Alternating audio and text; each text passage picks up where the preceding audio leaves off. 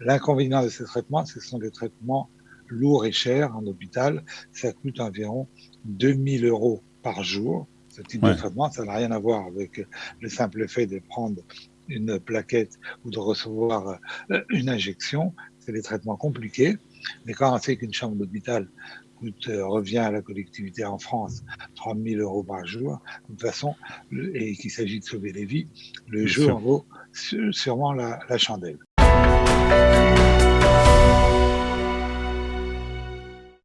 Et nous sommes maintenant avec Marc Heisenberg pour parler avec lui justement, non pas de détection, mais de traitement du coronavirus. Marc, bonjour.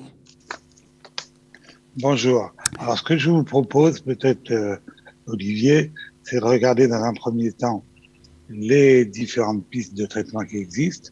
Ouais. On passe ensuite à Paris et on finit l'émission avec un zoom sur la chloroquine, le traitement le plus connu, le plus débattu aujourd'hui dans le monde. D'accord, très bien. Alors on commence avec les traitements, les différents traitements qui existent actuellement, enfin on va dire sur le marché plus ou moins.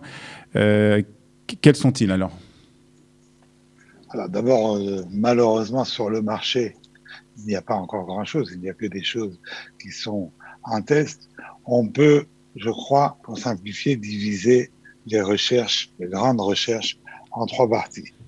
Il y a ce qu'on appelle les antiviraux. Les antiviraux luttent contre le virus du corona et essayent de tuer ce virus. Ensuite, il y a également un certain nombre de, de médicaments inhibiteurs, c'est-à-dire c'est un essai de réponse immunitaire pour se défendre contre le virus. Alors, on ne tue pas le virus, on essaie d'améliorer notre réponse immunitaire. Et enfin, il y a le vaccin. Le vaccin, les grands laboratoires mondiaux ont fait la promesse au gouvernement, il y a déjà quelques semaines, qu'en un an, maximum 18 mois, ils trouveraient un vaccin. Alors cette période, évidemment, nous paraît extrêmement longue. En Israël, des annonces avaient été faites il y a quelques semaines comme quoi il y aurait peut-être un vaccin beaucoup plus tôt sur le marché, mais le process d'un vaccin est très long. Le Ouais. process, c'est le vaccin, on va créer un petit virus qu'on injecte à l'homme qui va préparer les meilleures défenses et lorsque le virus Covid-19 arrive, il est tué par ses défenses adaptées. Mais Mhm. pour faire un vaccin, il faut le tester sur l'animal d'abord et ensuite seulement sur l'homme. Donc il y a des délais qui semblent relativement incompressibles. Ce qu'on espère, c'est que pour l'hiver prochain, on pourra avoir un vaccin qui fonctionne. Et ce Alors si vaccin, on et ce revient vaccin sera, sur les antiviraux, ouais. les antiviraux, c'est la piste la plus recherchée, c'est la fameuse chloroquine, c'est également le remdesivir. Le remdesivir, on en a déjà parlé, c'est Tout un à fait. médicament qui est développé par un laboratoire aux États-Unis et par le laboratoire Gilead. Mm. Euh, et il y a également le Colotra. Le Colotra, c'est le fait d'associer deux antiviraux qui sont utilisés contre le sida. Et que ce soit la chloroquine, le remdesivir ou la Colotra, ces médicaments sont aujourd'hui testés dans le cadre d'un grand test Discovery en Europe et dans le monde. En Europe, un grand test Discovery qui doit donner des résultats début mai. Début mai, on devrait avoir les résultats où on fait passer à différents groupes de patients à la fois le traitement remdesivir, à la fois le Colotra, à la fois la chloroquine. Alors, Et ce qui est on parle intéressant la marque, également, on parle marque de oui, personnes qui sont malades. Hein. C'est-à-dire qu'il faut bien préciser que c'est des personnes qui sont malades du coronavirus. absolument. On Hein, nous avons perdu Marc.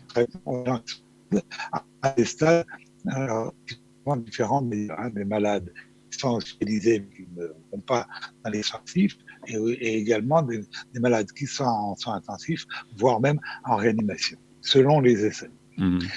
Donc ça, c'est pour les antiviraux. Et il faut savoir également que les antiviraux dont on parle déjà depuis plusieurs semaines, que de nombreux laboratoires et organisations se sont penchées et commencent à produire ces médicaments avant même d'avoir le résultat des tests, en expliquant que si demain l'un de ces médicaments, comme par exemple le Colotra, montrait son efficacité, il faut être capable immédiatement d'en produire des dizaines et des dizaines de millions, sinon on aura un problème d'accès aux soins qui pourrait amener une certaine révolution dans le monde si on ne devait le réserver qu'à telle ou telle population.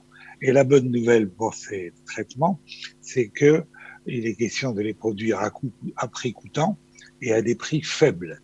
Là, le traitement le moins cher, c'est la chloroquine, qui pourrait revenir à 2 centimes de dollars.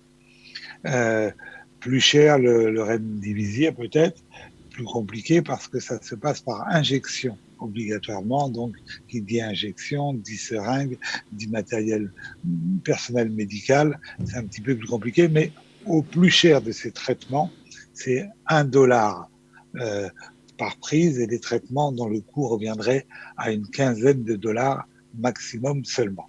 Donc, on aurait la possibilité rapidement d'avoir ces médicaments. Mais il faut savoir que dans ces recherches antivirales, tous les jours, il y a de nouvelles avancées.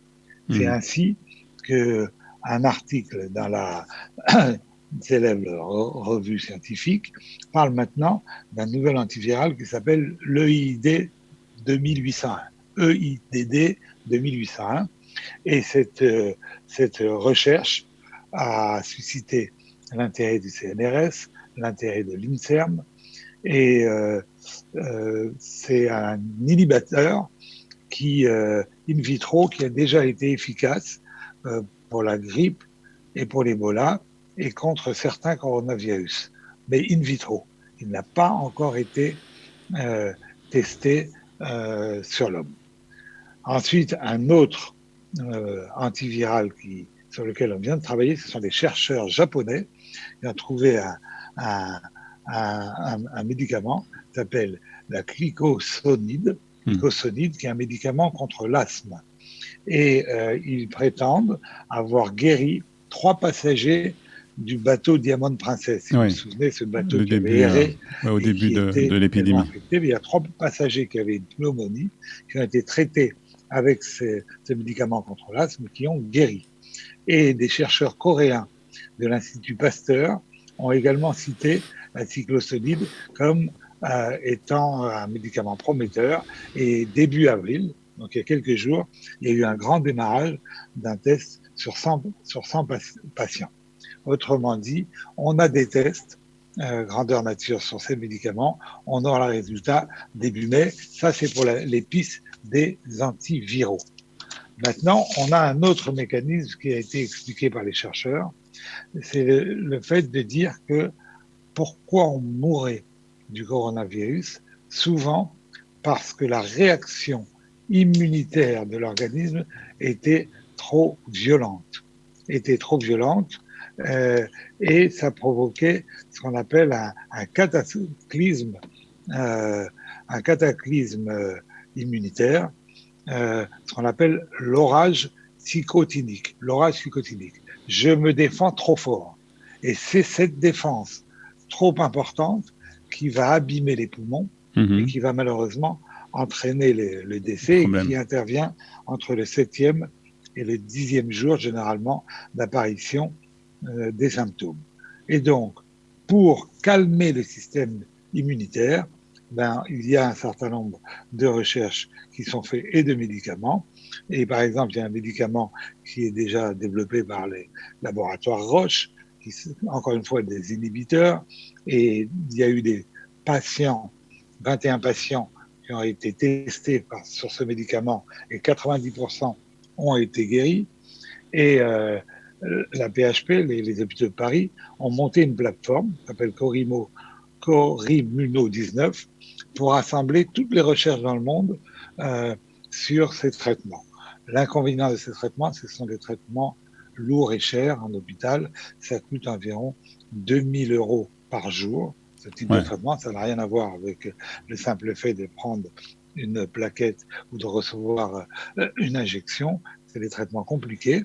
Mais quand on sait qu'une chambre d'hôpital revient à la collectivité en France 30 000 € par jour, de toute façon, et qu'il s'agit de sauver des vies, le jeu en vaut sûrement la chandelle. Donc ça, on essaye tous les médicaments qui pourraient calmer l'orage psychotinique, c'est-à-dire une défense immunitaire exagérée. Enfin, il y a la piste du plasma. Oui, c'est ce que je voulais vous poser comme question. C'est-à-dire, je prends un patient qui a développé les anticorps, je prends son sang et je l'infuse à des patients qui sont malades en espérant que ça va créer les bons anticorps. Et là aussi, il y a beaucoup d'essais qui ont démarré sur cette piste prometteuse. Il y a un essai qui a été fait en Israël, qui a été Plasma par les hôpitaux de Paris. Ça a démarré il y a quelques jours, mais c'est également un traitement lourd qui est réservé au milieu hospitalier. Donc voilà un peu les grandes pistes. Et si vous voulez, après avoir fait notre duplex avec Paris, on parlera spécifiquement de la chloroquine. Retrouvez du dimanche au vendredi notre live quotidien spécial coronavirus. 3 heures de direct ininterrompu de 8h à 11h. Pour tout savoir sur l'actualité du virus en Israël, mené par Daniel Haïk, Olivier Granillic et Cathy Choukroun. Le live Studio Qualitas est tous les jours en direct, puis en replay sur Facebook, YouTube ou sur notre application et sur le site studioqualita.com.